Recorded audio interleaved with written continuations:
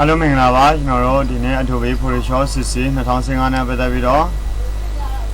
the machine, rectangular, Marquee 2, Jango, Nayama Pibare, Marquee 2, elliptical, Marquee 2, single row, Marquee 2, single column, Marquee 2, so we don't shibare. As I did 2 Leku, Blue, Kochamu, Shidel, Lila Gia, the ensemble rectangular, Marquee 2, Yama Pibare. Rectangular Marquee 2 Madiniamajara, new selection, so I shibare, new selection 2 on the letter. Collosion selection, Pedo Yabare, Nialeo selection, Pebare. Dara new selection, Yugabona, selection later, Taka, Pedo Yabare.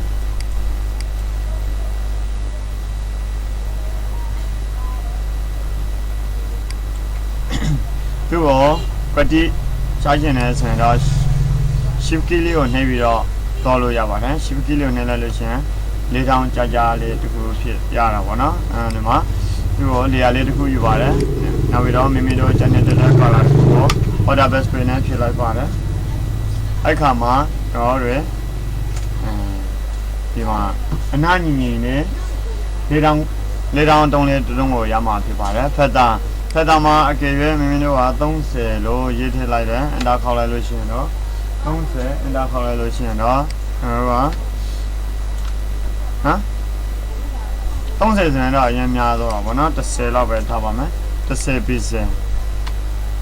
The say busy,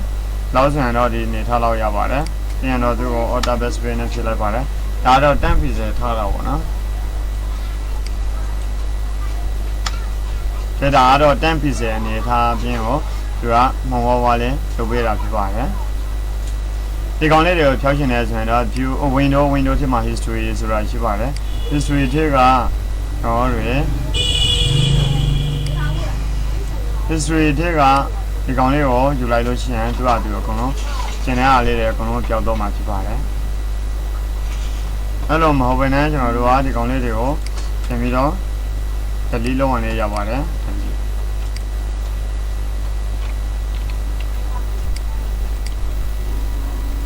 Let us know if I can add to selection to selection later. Fedabona. Fedalero, you know, 0 bed time and I call like Feta. Selection later, or you Taka, Dolo, Yavare. Tado edu selection, John, the bed of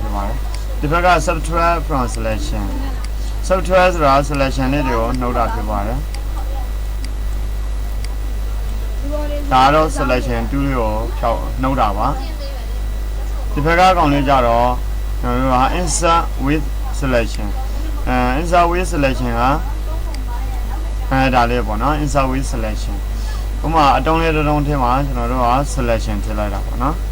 Let us know new selection later who you there. Any other margin insert with selection dinner. Insert with selection dinner till I that's right. I selection tema. Selection, take the formula now. Then new selection you want me. New selection. The tema selection who tatation is when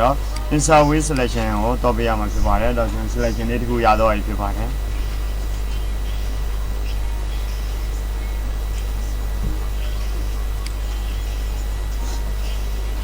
That's when the Majaron Stein Jamo Dobiama Pivare, Stein Majaron Nome Pivare. This ratios are original.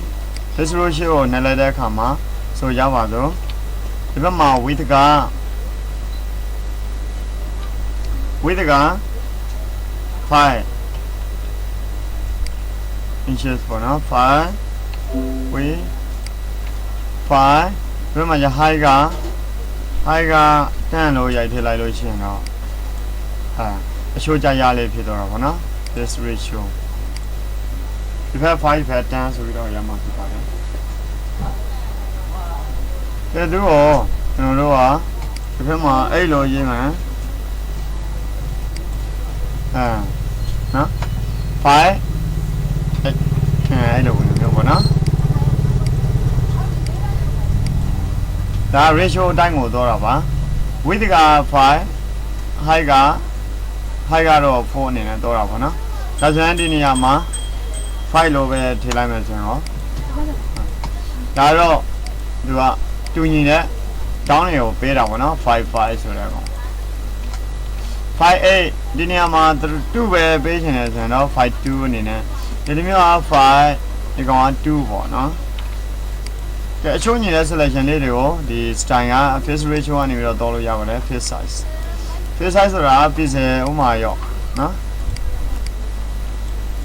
တခြားကလေးလိုက်တယ် pixel ကဲဒါဆိုရင်ဒီနေရာမှာ100 pixel တက်ပြီးခုံပါတယ်100 pixel ကဲဒါဆိုရင်ဒီတိုင်းဆိုရင်တော့100ရဲ့ high style ဒါကတော့နော်height က64 pixel width က100 pixel တခြားကလေးတစ်ချက်နှိပ်လိုက်လို့ရှိရင်တော့ရတော့ဖြစ်ပါတယ်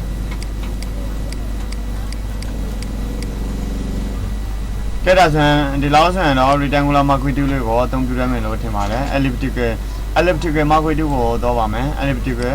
marquee tool ကိုတော့တဲ့အခါမှာတော့ကျွန်တော်တို့လည်းဆွဲပါတယ် shift ရဲ့ order ရဲ့နှိုင်းလိုက်လို့ရှိရင်ပြိုင်တူထွက်လာပါတယ်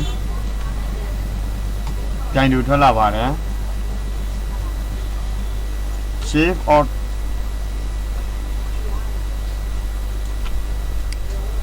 မိမိတို့ရွှေ့ချင်တဲ့နေရာကို selection လေးတွေကိုလိုက်ရွှေ့လို့ရပါတယ်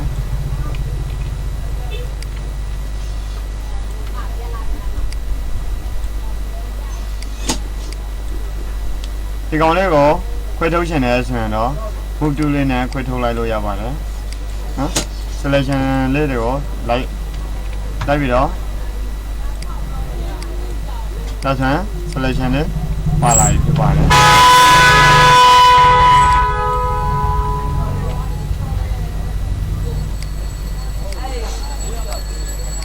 ဒါဆိုရင် selection လုပ်ထားတဲ့အတိုင်းကိုသူကလေးကိုခွဲထွက်လာတာဖြစ်ပါတယ်ဒီမှာလည်းဒီတိုင်းပါပဲ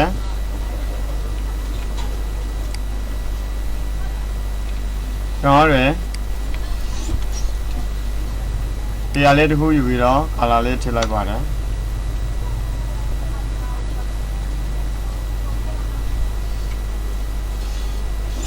selection ပြန်ထုတ်ချင်တယ်ဆိုရင်တော့ဒီဘက်မှာ add to selection နဲ့ပြန်ထုတ်လို့ရပါတယ်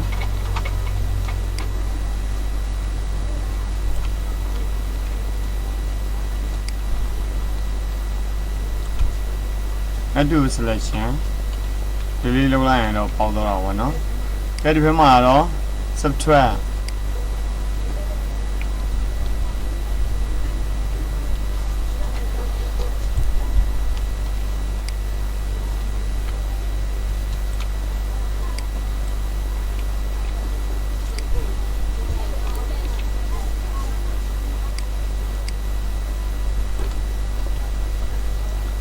delete ပါကဲဒီဘက်မှာကြတော့ insert selection ဖြစ်ပါတယ်တော့ new နဲ့ဆွဲထားတဲ့ selection ထဲမှာ insert selection လေးတစ်ခုထည့်ပါတယ်ဒါတော့ဒီဘက်မှာရှိနေတဲ့ new selection add to selection ဒီဘက်မှာကြတော့ subtract from selection ဒီကောင်လေးကြတော့ intersect with selection ဖြစ်ပါတယ် intersect with selection ဆိုတာ selection အတွင်းထဲမှာပြင်ပြီးတော့ intersect လုပ်တယ်ဆိုတာရောက်မြန်လုပ်တာပါပြီးရင်တော့ဒီဘက်မှာဖက်တာလေးတွေရှိနေပါတယ် anti alliance ကိုပိတ်ထားလို့ရှိရင်တော့ဒီတိုင်းရမှာဖြစ်ပါတယ်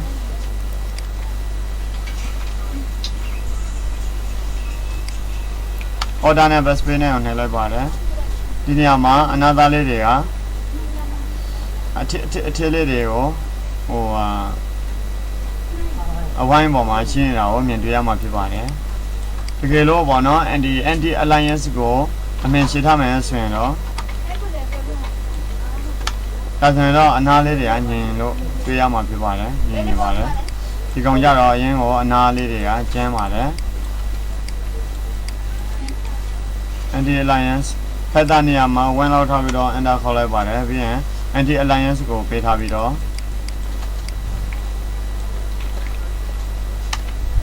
order နဲ့ပဲ spinner ကိုနှိပ်လိုက်လို့ရှိရင်တော့အနားလေးတွေညင်လေးရမှာကိုပြန်ရမှာဖြစ်ပါတယ်ဒီမှာလည်းဒီတိုင်းပါပဲ fill ratio ရှိပါတယ်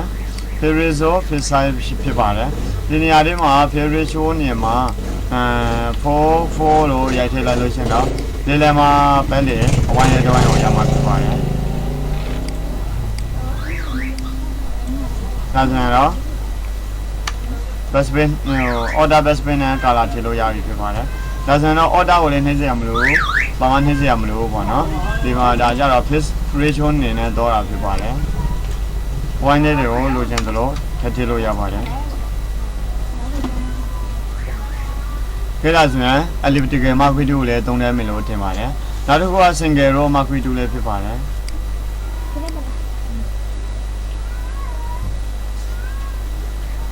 ဥပမာအနေနဲ့ single row marquee tool ဆိုတဲ့နေရာမှာကျွန်တော်တို့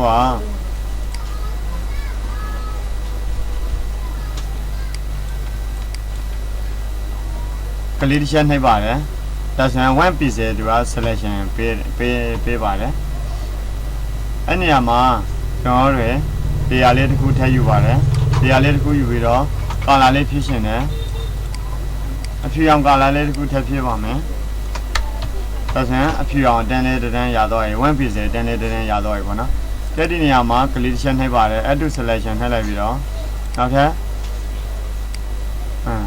နောက်ထပ် piece တစ်လုံးနောက်ထပ် piece တစ်ခုနှိပ်ပါတယ်ဒါဆိုရင် piece တစ်ခုချင်းစီကိုသူကကဲဒါဆိုရင်ဒီလိုပုံစံမျိုးရမှာဖြစ်ပါတယ်ကဲ subtract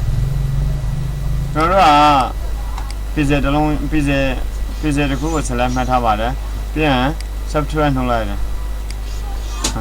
no piece နော်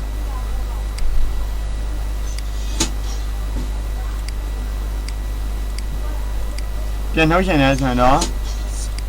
ဒီကောင်လေးနဲ့နှုတ်ပေးလို့ရပါတယ်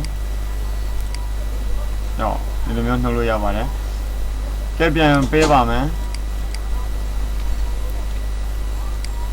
add to selection နဲ့ပြန်ပေးပါမယ်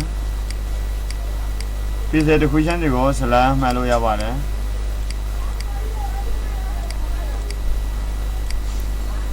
အဲ့ဒီလိုမျိုး piece အခြေကြီးဖြစ်တော့ပါတယ်အဲ့ကောင်လေးတွေကိုအထင်းမှာ piece တုံးလေးတုံးကို select မှတ်လိုက်ပါတယ်အဲ့ဒါ intersect လုပ်ပါတယ်ရောဒါဆိုရင် line လေးတန်းရတော့ဖြစ်ပါတယ်အဲ့နေရာလေးတွေမှာကိုက new selection တခုနဲ့ line နဲ့တားလိုက်ပါတယ်ပြန်တော့ feather မှာ2လောက်ပဲထားလိုက်ပါတယ်2 piece နော်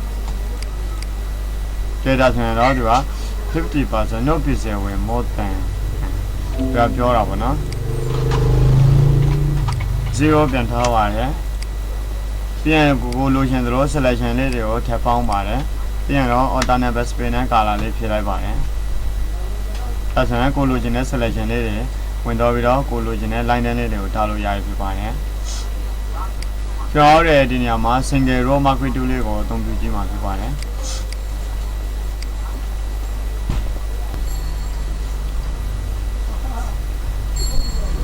single row marquee tool ဆိုတဲ့အဓိပ္ပာယ်ကအောက်ကိုသူက down လိုက်ပေါ့နော် row လေးတွေကိုယူပါတယ်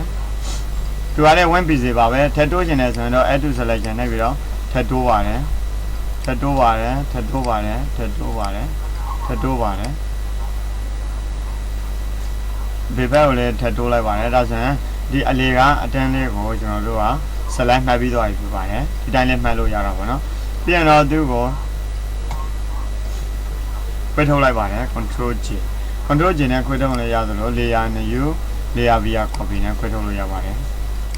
ဒါဆိုရင်ဒီလိုမျိုးအတင်းနဲ့ရတော့ပေါ့နော်ဒါကတော့